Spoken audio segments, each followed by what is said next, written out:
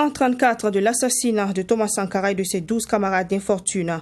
Ce 15 octobre, c'est un devoir de mémoire qui a réuni les Burkinabés au mémorial Thomas Sankara. Traditionnel dépôt de gerbes de fleurs et témoignages ont ponctué cette commémoration qui intervient 4 jours après l'ouverture du procès emblématique sur cette affaire. Et puis ce 15 octobre au niveau international est dédié à la femme rurale. Au Burkina Faso, les femmes célèbrent aujourd'hui la 24e édition de cette journée. Pour cette année, les femmes rurales mettent au cœur des échanges la sécurisation des espaces cultivables à leur profit. Et c'est Zignaré dans le plateau central qui a abrité cette célébration. Afrique du Sud, libération conditionnelle de Jacob Zuma pour raisons médicales. Des milliers de partisans étaient réunis hier à Durban pour saluer sa libération. L'ex-président s'est adressé à ses partisans par vidéo. Bonsoir, bienvenue au 20h de ce 15 octobre 2021. 15 octobre, une date emblématique, cérémonie d'hommage cet après-midi au président Thomas Sankara et à ses camarades. 34 ans après les faits, le pays se rappelle de cet homme devenu aujourd'hui un repère pour toute une nation. La cérémonie d'hommage s'est tenue au mémorial Thomas Sankara, siège du Conseil de l'Entente où le père de la Révolution et ses camarades avaient été tués en 1987. Cette commémoration a été marquée par un dépôt de gerbes de fleurs au mémorial par le chef de l'État, Serge Kaboré. Le 15 octobre 1987, quelques minutes après 16 heures, la voiture du président Thomas Sankara est à la barrière du Conseil de l'Entente, actuel mémorial Thomas Sankara. Un véhicule qui sortira sans ses occupants, ainsi en ont décidé les bourreaux du père de la révolution burkinabé et ses 12 compagnons. 34 années après, et seulement quelques jours après le début du procès de ce dossier emblématique, le pays des hommes intègres rend hommage à Thomas Sankara et ses compagnons. À cet effet, un dépôt de fleurs est effectué en ce lieu symbolique par le chef de l'État Rochma Christian Kaboré en présence des familles. L'émotion est grande pour les familles, en témoignent ces images.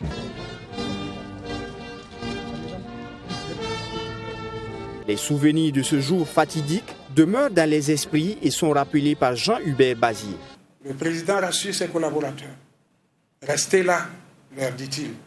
C'est moi qu'ils veulent. Il se lève, tire sur la veste de son survêtement pour l'ajuster. Puis, il se présente à la porte du bureau sans aucune arme. Les mains en l'air, il sort. Aussitôt, sans ultimatum, sans état d'âme, le commando de criminels venu pour tuer, le commando assassin tire.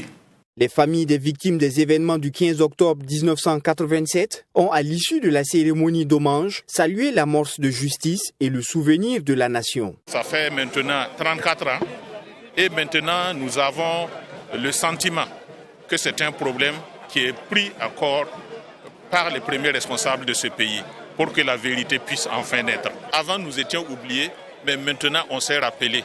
On s'est rappelé de nous. Et je crois que c'est ça qui est surtout l'essentiel.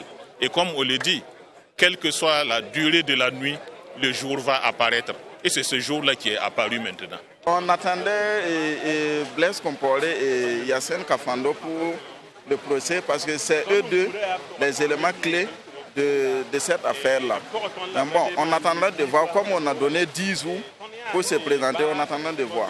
Également présente à cette cérémonie d'hommage, la société civile, à travers l'un de ses membres, appelle à faire vivre les idées de Thomas Sankara. On essaie de faire le pas pour encore se convaincre, 34 ans après, que réellement Sankara a été tué. Voilà, ça prend du temps pour beaucoup d'entre nous d'accepter ça. Mais l'histoire est en marche. La meilleure façon, je pense, de continuer de rendre hommage à Sankara, c'est de faire vivre ses idées. Ouvert le lundi 11 octobre dernier, rappelons que le procès de l'assassinat du père de la révolution burkinabé Thomas Sankara a été renvoyé au 25 octobre prochain afin de permettre aux avocats de la défense de consulter davantage le dossier de plus de 2000 pages.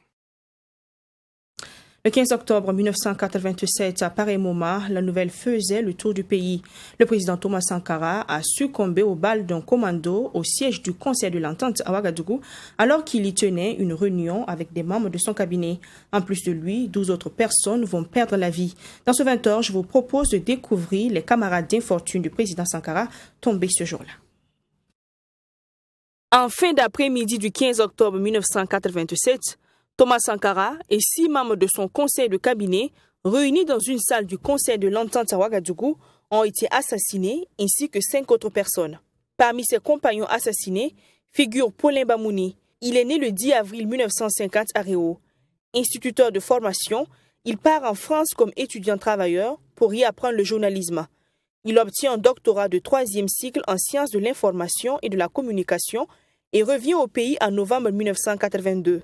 Journaliste engagé, écrivain et grand idéologue de la révolution démocratique et populaire du Burkina Faso, il occupera le poste de directeur général de la presse écrite du Burkina et par la suite celui de directeur de la presse présidentielle jusqu'au 15 octobre 1987 où il fut assassiné. A également été assassiné ce 15 octobre 1987 Bonaventure Compaoré, né le 15 septembre 1956 dans le Ganzourgou. Il est titulaire d'une maîtrise en sciences sociales de l'Université de Lille 3 en France. Il a occupé le poste de directeur de cabinet du ministre de l'Eau. Membre du secrétariat permanent du CNR, le conseiller des affaires sociales a été aussi conseiller de la présidence du Faso en 1987. Était également sur la liste des victimes du drame du 15 octobre 1987, Frédéric Kemdé, né en 1958 dans le département de Zam, au Ganzourgou. Après son passage à l'école primaire de Zam en 1964, il poursuit ses études secondaires au lycée Bambata à Ouagadougou de 1975 à 1977. Élève brillant, il obtient son bac et décide de poursuivre ses études supérieures à l'école supérieure de droit de l'université de Ouagadougou de 1979 à 1983. Titulaire d'une maîtrise en droit, option privée avec la mention assez bien, Frédéric Kemdé est nommé conseiller juridique auprès du ministre de la Justice, numéro 2 du régime, après l'avènement du Conseil national de la Révolution. Les événements du 15 octobre 1987 ont également coûté la vie à Patrice Zagré, né vers 1952. Il avait le grade de maître assistant de philosophie à l'université de Ouagadougou. Il a également successivement occupé les postes de président de la commission d'attribution des parcelles de l'arrondissement de Nongor-Masson, haut commissaire de la province du Bazéga et directeur des études de l'Académie militaire Georges Namoiano.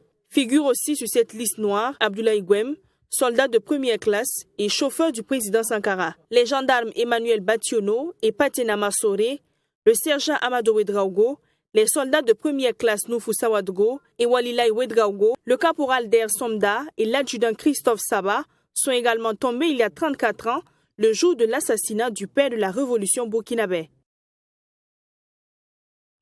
Dans la suite de ce journal, une commémoration plus joyeuse. Le 15 octobre est une journée dédiée à la femme rurale. Une journée reconnue au niveau international. Pour cette année, la 24e édition est commémorée au Burkina Faso autour du thème sécurisation foncière, quel avenir pour les femmes rurales. Et c'est Ziaré, dans la région du Plateau central, qui a accueilli les activités de cette commémoration.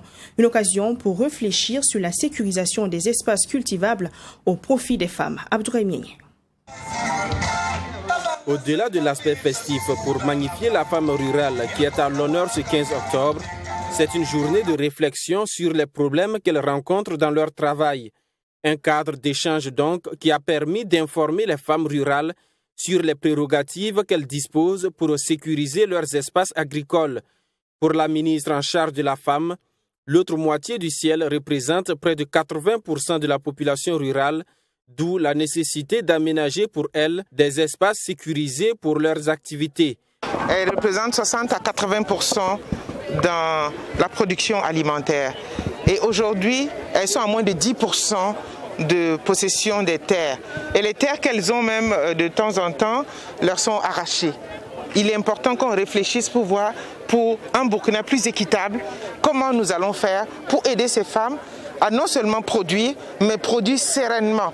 Parfois, il y a les femmes qui ne connaissent pas les lois. Parfois, les femmes ne connaissent pas les mécanismes. Parfois, elles ne connaissent pas les schémas élaborés par le gouvernement pour les aider à être propriétaires. Donc, aujourd'hui, nous avons travaillé sur cette thématique. Les femmes de la région du Plateau central ont félicité cette démarche de leur ministère de tutelle.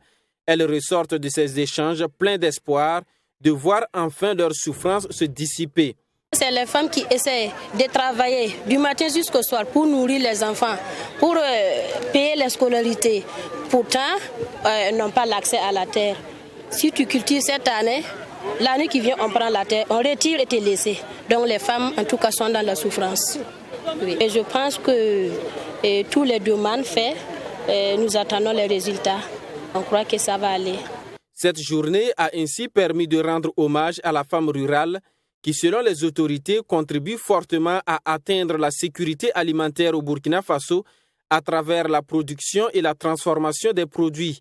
Un lot de matériel d'une valeur de près de 57 millions de francs CFA a été mis à la disposition des femmes des 3 provinces de la région du Plateau central par le ministère en charge de la femme et celui de l'agriculture. Et également célébré ce 15 octobre au Burkina Faso, la journée du mois du consommant local, 2e édition. Une date sciemment choisie par le ministère du Commerce, de l'Industrie et de l'Artisanat pour vanter l'idéologie du père de la Révolution, lui qui se battait déjà pour la consommation des produits locaux. Cette célébration du mois du consommant local, selon les premiers responsables, est un signal fort pour la promotion des produits locaux d'origine communautaire, concourant à l'intensification des échanges intercommunautaires voulus par l'Union économique et monétaire ouest-africaine, UEMOA. Yassine Sawatko. Une contribution à la mise en œuvre réussie de la zone de libre-échange continentale africaine ZLECAf, c'est sous ce thème que se tient la 2e édition du mois du consommant local. Ce rendez-vous répond non seulement au choix de l'Union économique et monétaire ouest-africaine, UEMOA, de célébrer le consommant local dans le mois d'octobre, mais aussi et surtout promouvoir les produits locaux des pays membres de cet espace communautaire. Depuis les indépendances, le choix de consommer burkinabé a été matérialisé par la création d'unités industrielles. Par la suite, durant la période du CNR, cela a été davantage réaffirmé à travers le mot d'ordre produisons ce que nous consommons et consommons ce que nous produisons, dont le champion était feu le capitaine Thomas Sankara. Et vous avez vu tout l'engouement, tout l'encouragement qu'a connu donc cette période pour la promotion de produits locaux. Et avec l'avènement du PNDS en 2016, l'axe 3 a consacré la nécessité de transformer structurellement notre économie en faisant la promotion des secteurs porteurs, notamment les filières porteuses. Cette idée de promouvoir les produits locaux pour les parrains va sans nul doute créer plus d'emplois au sein de la population burkinabé. Je suis là pour encourager mes pairs producteurs, pour aussi montrer, sensibiliser la jeunesse que par la nouvelle politique de notre gouvernement qui est donner priorité de consommer local, nous allons encore plus avoir d'emplois, plus de travail en restant au Burkina Faso, en cherchant à travailler sur nos activités locales. On n'a pas besoin d'importer, on n'a pas besoin de ressources étrangères, on n'a pas besoin de produits étrangers pour se développer. C'est à partir de nous-mêmes que nous allons nous développer. De 2017 à 2020, la commande publique a atteint plus de 400 milliards de francs CFA auprès des producteurs, des transformateurs et des petites et moyennes entreprises. Cette 2e édition est également le lieu pour les producteurs d'exposer leurs différents produits locaux dont une visite est faite à la fin de la cérémonie par les autorités. Il est également à noter qu'à ce jour, ce sont près de 16 produits qui sont certifiés et devront prendre place sur le marché africain dans le cadre de la zone libre-échange continentale africaine ZLECAf. Tout autre chose en ce 20h, 10e anniversaire du Fonds RID, entendez, Fonds national de la recherche et de l'innovation pour le développement. En 10 ans, le Fonds RID a financé 151 projets. Il a donc décidé de faire une pause pour examiner ses actions afin d'améliorer son impact dans l'accompagnement des projets. Pour commémorer cet anniversaire, la structure tient depuis le 13 octobre plusieurs activités. Dans la matinée de ce 15 octobre, dernier jour de la commémoration, le Fonds RID a offert un cadre de promotion et de vente de produits aux bénéficiaires du Fonds RID. Ami Valian, Fatima Tenkima. En 10 ans d'existence, le Fonds national de la recherche et de l'innovation pour le développement Fonds RID a financé plus de 151 projets. Il s'agit entre autres des projets portant sur l'évaluation et la diffusion de paquets technologiques pour la récupération des manguiers, le projet de protection intégrée de poissons et de végétaux dans la pisciculture semi-intensive au Burkina Faso et le projet de recherche-développement sur le bananier. Ça consiste dans un premier temps à élaguer les branches mortes, c'est-à-dire les branches qui sont desséchées, il faut les couper jusqu'à la partie vivante de l'arbre. Ensuite, il faut brûler ces branches-là, parce que ces branches contiennent des pathogènes. Donc, en les brûlant, on les détruit. Ensuite, il faut réaliser en fait une cuvette au pied des arbres. Et l'objectif de cette cuvette, c'est d'augmenter la capacité de rétention en eau de l'arbre. Et comme les arbres ne sont pas arrosés, donc lorsqu'il y a la pluie et lorsqu'on apporte de l'eau, l'eau profite énormément à l'arbre. Et nous avons essayé de faire une estimation de la rentabilité économique de l'essai et il y a un gain économique très très important. Le projet a été retenu. Et donc, du coup, il fallait encore voir est-ce que la batteuse elle-même, elle est apte avec les résultats de recherche que nous avons pour être acceptée par la plateforme Niébé sur le terrain. Et donc, on a fait d'abord des essais de terrain pour voir est-ce que ça marche vraiment, est-ce qu'elles sont d'accord. Et ensuite, on est revenu, on a fait des améliorations. Pour le directeur général du Fonds RID, tous les projets retenus ont été financés à hauteur de 30 millions de francs CFA chacun. Il a aussi ajouté que l'appui aux structures de recherche ne se limite pas qu'au financement des projets. Le Fonds RID assure également, selon lui, le renforcement des capacités de la recherche des acteurs. En 10 ans de financement, le bilan est à la hauteur des attentes, à en croire le directeur général. Alors, les perspectives, c'est d'abord de renforcer et améliorer ce que nous faisons, financer beaucoup plus de projets et surtout, veiller à ce que les projets que nous finançons sortent vraiment davantage de résultats dont les populations ont besoin. Deuxièmement, augmenter le niveau des ressources dont nous disposons afin que plus d'acteurs de la recherche et de l'innovation puissent bénéficier de ces financements-là. La célébration des 10 ans d'existence du Fonds national de la recherche et de l'innovation pour le développement Fonds RID, faut-il le rappeler, a débuté depuis le 13 octobre dernier autour du thème Fonds RID, 10 ans de financement de la recherche et de l'innovation, bilan et perspectives. FESPACO 2021, dans un contexte de crise sécuritaire, la commission sécurité de la 27e édition du Festival panafricain du cinéma et de la télévision de Ouagadougou est plus qu'avertie et est déjà aux aguets. Hier, aux environs de 18h, les forces de sécurité intérieure ont présenté le dispositif de sécurité aux hommes de médias. Une opération d'envergure, de ratissage, de contrôle et de fouille dans la capitale burkinabé. Selon les premiers responsables de cette commission, ce sont environ 2500 hommes qui ont été déployés sur le terrain pour assurer la sécurité des personnes et de leurs biens avant et pendant le festival. Sanata Seri. Des agents de la commission sécurité du FESPACO prêts pour une mission de ratissage et de sécurisation dans la ville de Ouagadougou.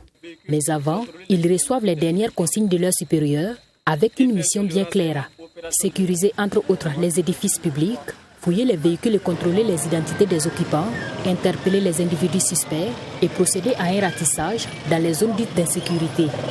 Nous sommes au secteur 7 de la ville de Ouagadougou, au quartier Ogunguin, à quelques encablures du siège du FESPACO. Et là, le capitaine Souleymane Koulibaly nous explique les actions déjà entamées dans cette zone. Il y a d'autres groupes un peu plus en avant, après le ciné Niroya. Je sais que de certaines informations qu'on a déjà reçues, à partir d'ici, les délinquants, la nuit, c'est les points de regroupement, c'est les points de dislocation. Voilà. Actuellement, on va rester ici jusqu'à 5h du matin. Moi, je vais maintenir le dispositif. Parce qu'à l'heure, là, je n'en pas le... comment on appelle là. Pour tous, ce n'est pas le bon moment, quoi. Mais toute la zone, là, va être fouillée. Voilà. On va passer ça au pain fin. De telle sorte que demain, quand les activités vont commencer, qu'il n'y ait pas de possibilité pour les gens de se réfugier ici, quoi. Les premiers responsables de la commission sécurité, quant à eux, se sont déployés sur le terrain pour constater des visus, la mise en œuvre des consignes qui ont été données à ces policiers et gendarmes et les encourager par la même occasion pour le travail abattu. Nous les avons donné des missions. Nous allons voir déjà si les missions sont bien exécutées et encore les féliciter et encourager pour le travail qu'ils font. Parce que depuis une dizaine, comme je vous ai dit, depuis une dizaine de jours, ils sont là sous les intempéries et font un travail que nous constatons très remarquable. Cette mission consiste à la sécurité, la sécurisation documentaire. C'est-à-dire, ça consiste à fouiller les véhicules par la consigne à donner et surtout faire de telle sorte qu'un objet ou une arme ne puisse pas rentrer dans le territoire. Mathieu Boro, un usager de la route qui s'est prêté au contrôle et aux fouilles de la police, a apprécié cette initiative des forces de défense et de sécurité. La population, nous-mêmes, nous exigeons ça. pour vraiment la sécurité de la nation. Nous disons merci aux sécurités de ce qu'ils font pour le bien de la nation. Et si cela continue, ça va éviter beaucoup de délinquance dans notre nation. La commission sécurité du FESPACO 2021 est composée des gendarmes et des policiers et ce sont donc au total 2500 hommes qui ont été déployés sur le terrain pour assurer la sécurité de la population, selon le vice-président de la commission sécurité. Et ce dernier de rappeler les consignes de sécurité aux populations tout en les invitant à s'auto-sécuriser et à participer à la sécurité collective. Ces opérations de ratissage et de sécurisation de la ville de Ouagadougou, ajoute-t-il, vont se poursuivre jusqu'à la fin du festival. 4e édition des RIMA, rencontre musicale africaine, comme annoncé, elle a débuté officiellement hier dans la capitale burkinabé. Les RIMA se tiennent sur 3 jours, donc elles prennent fin logiquement le 16 octobre, c'est-à-dire demain. En attendant le clap de fin, les professionnels de la musique et les participants tiennent des discussions autour de la rémunération pour copie privée, une alternative qui serait un moteur pour la création musicale en Afrique selon les professionnels du secteur. Cérémonie d'ouverture des RIMA, édition 2021, dans ce reportage.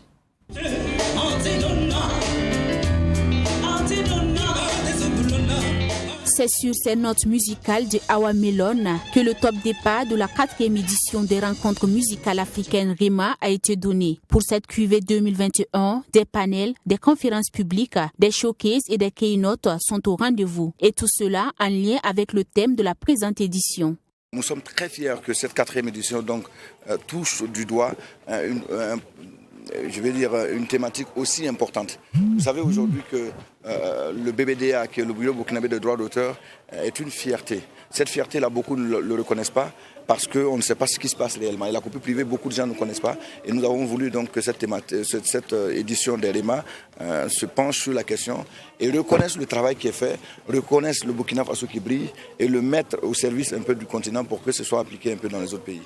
Un cadre de rencontre qui permettra aux professionnels de la musique de porter haut leur voix en ce qui concerne les copies privées et le rayonnement de la musique africaine. Cette cérémonie d'ouverture officielle a été une occasion pour le directeur artistique des rencontres musicales africaines de remettre des trophées aux personnalités qui se sont illustrées pour leur engagement pour la réussite de l'événement. Cette année, on a voulu donc s'arrêter pour reconnaître le travail fait par des institutions musicales. C'est comme ça qu'on les appelle. Les festivals ici, pour nous, ce sont des institutions au niveau de la musique qui apportent et qui font de sorte que la musique continue d'être une véritable industrie. En rappel, cette 4e édition des RIMA enregistre quelques innovations selon Alif Naba. Il s'agit notamment de l'introduction du concept des keynotes et de l'augmentation du nombre de sites qui accueillent les participants. Une triste nouvelle dans cette édition, la communauté musulmane a perdu un grand homme. Le célèbre maître coranique, théologien et prêcheur Jafar, de son vrai nom Jafarama Imawatara, est décédé ce vendredi 15 octobre 2021 à Abidjan des suites de maladies. Installé à Bobo Dioulasso et fondateur du comité culturel de la génération des 3 testaments, Jafarama Imawatara s'en est allé à l'âge de 77 ans. Je vous propose la réaction de quelques Bobolais à l'annonce de son décès. Cet après-midi, on a entendu la triste nouvelle qui nous a tous bouleversés. Sinon, ce monsieur Jafar, vraiment, c'est notre El Hadji. Bon, il pressait, il faisait les prédications. Bon, il disait la vérité, quoi, rien que la vérité. Ce qu'il voyait seulement, il disait. Il n'avait pas peur. Et puis nous tous, on était derrière lui. Des fois, quand il presse comme ça, nous tous, on part assister. Ce qu'il disait, ça nous touchait beaucoup. Parce qu'il parlait de toutes les religions, sans distinction, quoi. Franchement, cette disparition, c'est vraiment attristé par toute la population parce que, bon, ce qu'on peut retenir de lui, bien vrai qu'après, c'est comme, et au-delà des prêches, voilà ce qu'on peut retenir de lui. Voilà, il n'avait pas froid aux yeux, voilà, pour dire certaines vérités, quoi. Voilà, c'est ce que, surtout de façon capitale, ce que moi je peux retenir de lui. Ah, vraiment. Premièrement, les mots me manquent. Raison pourquoi? Parce que le père fondateur, il nous a enseigné beaucoup de choses. Par rapport à la jeunesse actuelle, il nous a dit certaines choses vraiment qui nous a beaucoup touchés. Bon, vu aujourd'hui avec son décès, vraiment tout ce qu'on a dit, que son âme repose en paix. Effectivement, c'est une nouvelle triste que nous venons d'apprendre ce matin. Et ce que je retiens de M.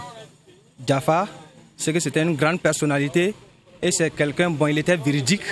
Et bon, ce que je vais retenir, c'est que c'était quelqu'un il avait un caractère. Vraiment, moi, j'ai aimé son franc-parler puisqu'il ne cache pas vraiment les choses. Tout ce qui doit être dit là, il est dit clairement. Voilà, c'est ça aussi qui est bon. Bon, c'est ceux qui pensent que ces francs-parler là, c'est pervers, quoi.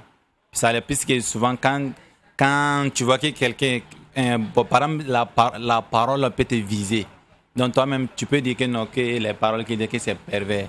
C'est un coup vraiment très dur pour Bobo Dioulasso, pour la communauté musulmane et pour tout le Burkina Faso.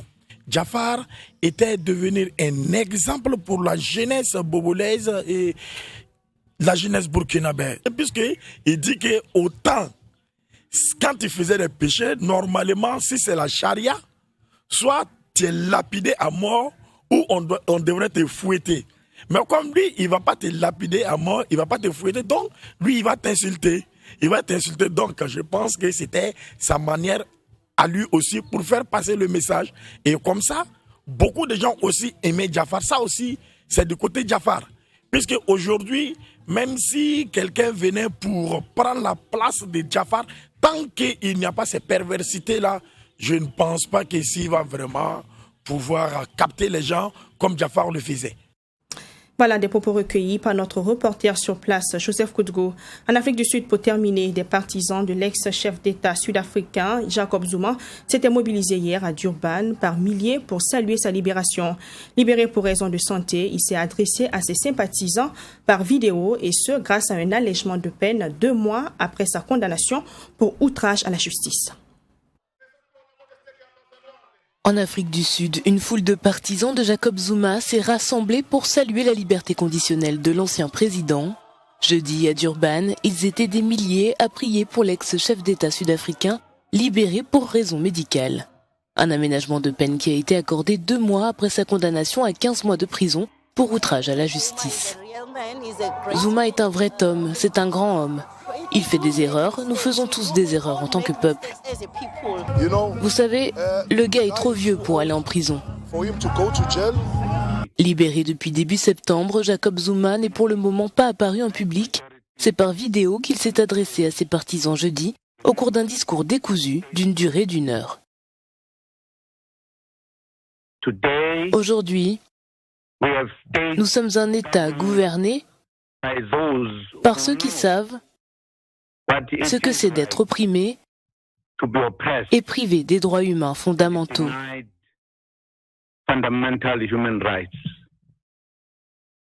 C'est cet État qui m'a emprisonné pour outrage à magistrat sans procès.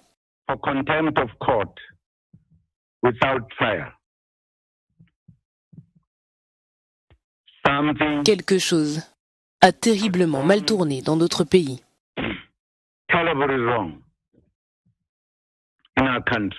Des critiques suivies de vifs encouragements à voter pour le Congrès national africain dont il a été le dirigeant dans le passé lors des prochaines élections municipales du 1er novembre.